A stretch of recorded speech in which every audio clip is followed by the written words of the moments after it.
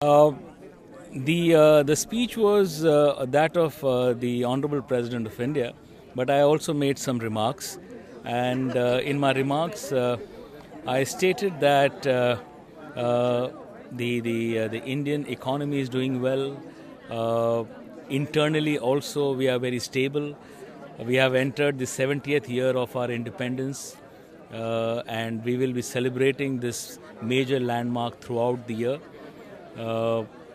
As far as our relationship with Denmark concerned, that's what I also said in my speech, is that we already have very strong relationship, and we intend to see that our relationship growing from strength to strength. And we also hope to strengthen our economic engagement. We already have $3.5 to $4 billion engagement on an annual basis. We intend to see that it goes up further. And to that extent, we get a lot of cooperation from the Danish companies, Danish leadership. So I think we are at an important juncture of our relationship. Both my wife and I are enjoying our relationship, our stay here in. We arrived here in January this year, so we are fairly new, but we've enjoyed our stay for the past 6 months or so. It has been excellent and wonderful. We like everything. We like the people. People are very nice. They have been always very kind to us. I've seen this across, whether it is the Foreign Office. I happened to present my credentials within 6 days of my arrival to Her Majesty the Queen, which is a great gesture by the government of Denmark. I called upon the Foreign Minister very early on, so I'm getting that kind of cooperation from the leadership and the people. I've traveled to Faroe Islands. It's more festive. Okay. But otherwise, our tricolors are saffron, white, and green. Saffron denotes peace and religiosity. White, again, white with a white. We have a big circle in between. It's called Ashok Chakra, which denotes progress and movement. Mm-hmm. And green is for prosperity. Means agriculture and other things. So I have two more questions. Please. First one is, do you somehow have ambitions to lead the way of Gandhi, also the simple life, instead of not only business, but how are you going to tell Danish people and teach people to live more simple? This is something which I said in my speech, is that it is not the simplicity part of it.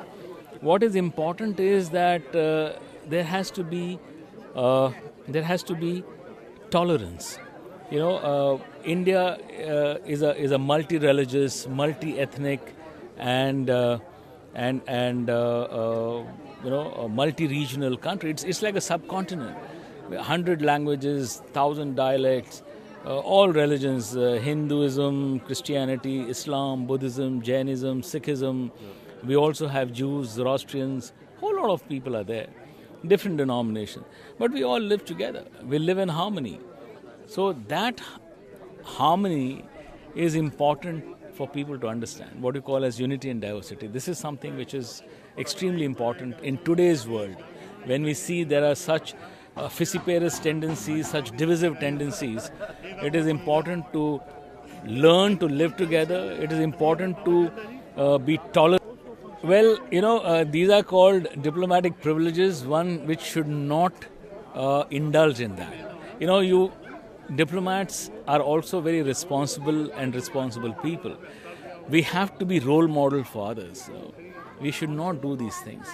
We should, in fact, be much more careful than an ordinary citizen. So I think that is more important.